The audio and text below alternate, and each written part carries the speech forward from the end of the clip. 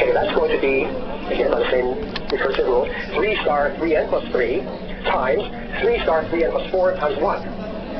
But I'm not writing that down because I know that's equal to 3. I know that whenever we have something times 1, we're going to get the something. That is for all the operations, except for, in fact, the original operation of multiplication. Star 1, but for all the other ones it works. Alright, so this thing here reduces to 3 star 3n plus 3, 3. Okay, so notice that we've gone from here to here. I might just record that.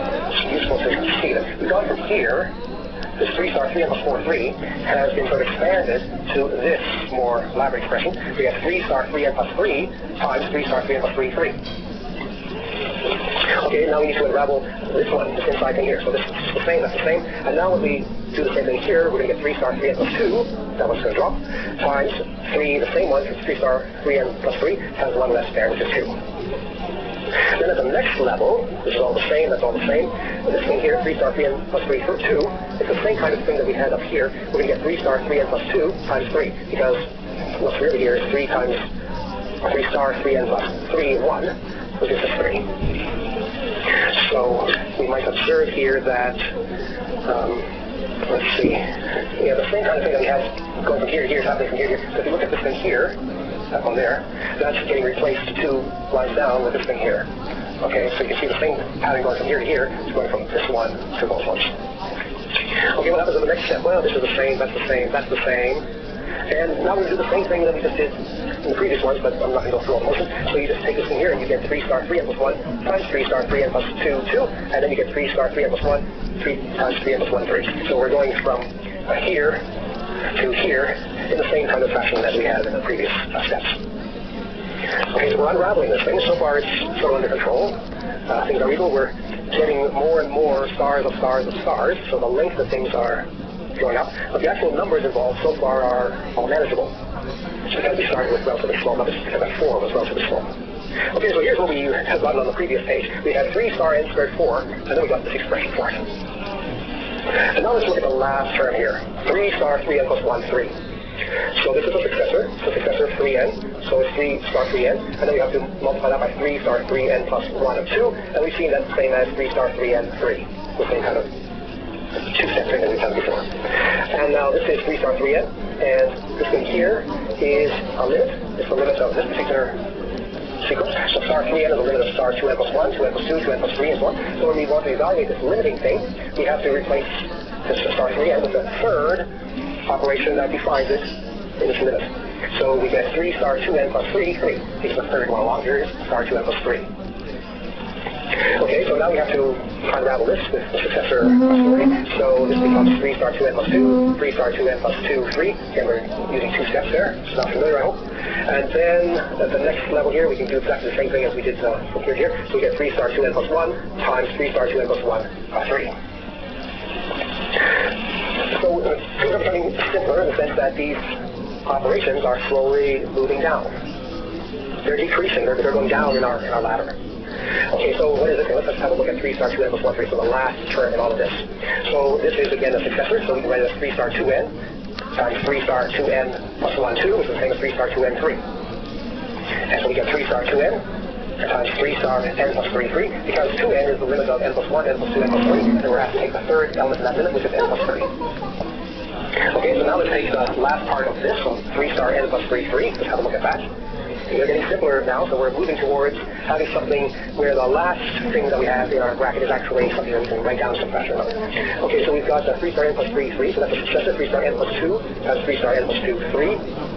That's the kind of trick we've seen before. And then this thing here becomes 3 star n plus 1, 3 star n plus 1, 3. And now we have this last one. We're going to peel this last one off. Simpler than this one. It's 3 star n plus 1, 3. So that's 3 star n times 3 star n, 3. And now this 3 star n, 3 is something that we can touch base with, because we know star n is the limit of star 1, star 2, star 3. So 3 star n, 3 is 3 star 3, 3. This is our familiar triangle operator. So we finally kind of gone down the ladder and found something that we can recognize. There is 3 star n, 3 to the 3 to the 3. There's 3 triangle 3. So 3 to the 3 to the 3, that's 3 to the 27, and here is 3 to the 27. Okay, so what this is telling us is that we have to get this as a limit, and we have to replace the n here with 3 to the 27, so there it is there. So it's 3 star 7625597484987 times 3 to the 27, which is the same number. So now we are at something where we're touching base with the same kind of pictures that we used when we were drawing Z prime some videos ago. But with Z prime, we had to kind of go across and then down and across and then down about 5 times, something like that. Okay. Now we have to go across and down, somewhat more times. Okay. We have to go across and down, this many times.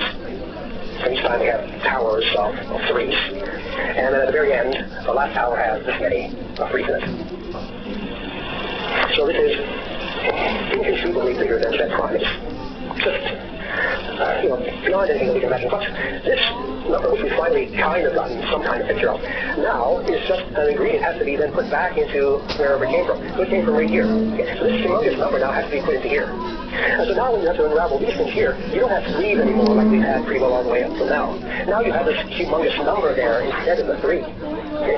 That makes everything dramatically more complicated. So you have these trillions and trillions of steps to go down instead of just 3 steps like we sort of had up till now. So you have to evaluate, put this thing into there, and you have to evaluate this, and then you have to evaluate that, and once you've got that, then you plug all of that back into here, and then you have to evaluate this on that.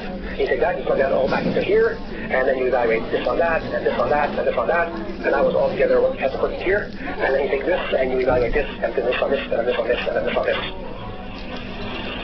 It's pretty cool. We have completely lost track, except in this sort of formal way of this thing. It just completely overwhelms us. And this is only 3 star n squared 4. You can probably get an inkling that we are going to be going much further. Okay? We are going to be going much further, and this is, of course, sort of seemingly in fantasy land, but it's in fact only partially in fantasy land. There's something very concrete about this. It's just that the concreteness is at a level of arithmetic which happens to be beyond us. It's like we're like an amoeba or something, trying to understand a rocket ship. It's much more complicated than that comparison. So I remind you that my fellow mathematician colleagues seemingly have no problem with this kind of thing because they go to infinity all the time. They let n go to infinity. When you let n go to infinity in these various modern constructions, you are necessarily zooming past numbers like this. You just zip by them on your road to infinity. I hope you're starting to see the weight and the seriousness that these big numbers and the arithmetic with these big numbers imposes on us. It's a huge burden to honestly address what's going on here. And it becomes, I hope, very glib to make these pronouncements, basically just by waving one's hand and making some phrase, like, and now let's let n go to infinity, and now let's consider the infinite sum, n equals 1 to infinity, blah, blah, blah. But these are just really empty statements from a computational point of view. When you realize that the natural numbers really do have things like this. This is a natural number, the usual kind of scenario. And it's there. And it's just one of many, many which are even bigger. So next time we are going to carry on extending this remarkable successor limit hierarchy. And you might think, well, this is all just a crazy game. And to a certain extent, that's true. But we will also see later on that this successor limit hierarchy has a life independent of its role here in this super-duper arithmetic. It can also be used in much more modest and tangible ways. In fact, eventually we're going to be looking at algebraic calculus, and we're going to be touching base on something called non-standard analysis, which is a kind of way of using infinitesimals to do calculus in a purely algebraic way. And when we do eventually get to that point, we'll see that exactly this successor limit hierarchy plays a very natural and useful and important role. So it's quite remarkable. So it's well worth you having some thinking about this hierarchy. And next time we're going to investigate it even further, and we're going to reveal more of its beauty and remarkable aspect. I hope you'll join me for that. I'm Robert Wildberger. Thanks for listening.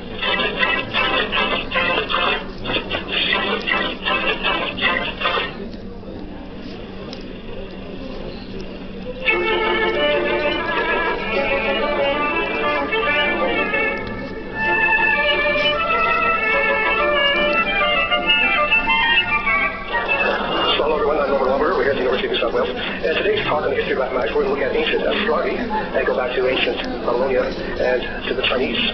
So this is a topic that we talked a little bit about before in this series. We talked a little bit about Greek astronomy, some earlier video. But it's a big subject because classical astronomy really figures really prominently in the history of mathematics. It's not much of an exaggeration to say that mathematicians and astronomers were almost the same things for a few thousand years. So if you were an astronomer, you were a mathematician. If you were a mathematician, you were an astronomer. And that's in fact carried on even into relatively modern times. Newton, Euler, Gauss, Laplace, many prominent modern European mathematicians were also very interested in astronomy. So, but if we go back to the earlier times, there's an obvious reason why primitive peoples and early cultures would have been interested in astronomy. First of all, because if you're living around the Mediterranean region, the night sky is there for quite a long time. You've got almost 12 hours of darkness, and since human beings usually sleep for about 8 hours, that means that you're awake for quite a few hours when it's dark. And you may have some fires and such, but otherwise there's this night sky that gives you something to look at that's sort of interesting. So people would have sat around fires and looked at the night sky for hundreds of thousands of years, and would have kind of looked and speculated as to what was going on up there. And so this is the basic question of what's going on in the night sky. And this rather abstract question has connections with certain calendar keeping. So if you want to have a calendar that's based on the year, then you're going to base it on the stars. So any kind of reckoning of time has to be somehow connected with a knowledge of what's going on in the night sky. So calendar reckoning was certainly one important reason, in order to, for example, predict floods or regular occurrences, but also those religious reasons, or maybe philosophical reasons.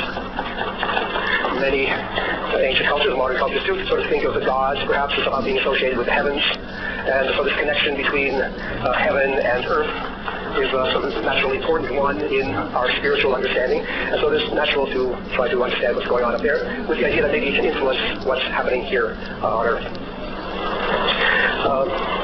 There's also a kind of a reason having to do with regularity, that one observes that when one's looking at the night sky, there's a certain regularity, there's a kind of pattern there, which is both interesting and subtle. And the more carefully you look at it, the subtler it starts to appear. You start noticing things that maybe you didn't notice the first few years you were looking. So there's some regularity, but also combined with some irregularity, or maybe, let's say, sporadic, or maybe almost mysterious events or movements. So some things are pretty regular, but against that background of regularity, there are these rather unpredictable things. So, for example, there were, the motions of the planets. The planets were different from the stars because they moved around in some rather unpredictable way. Then there were comets. And, of course, there's the sun and the moon, which, of course, I suppose I want to mention first of all, but they're actually quite regular. Their pattern you can establish after a few generations of careful study. But then after planets and comets, we also have other things like occasionally there's star explosions that occur, where we have what we now regard as supernovae, where stars explode, and for a few weeks there's some very dramatic things going on. And there's also very commonly eclipses both lunar and solar. And these eclipses would have also had a very profound sort of spiritual effect on human beings, especially the solar ones where the sun is eclipsed and everything becomes really dark. That's very scary, potentially, for people. Okay, so there's all kinds of interesting things going on.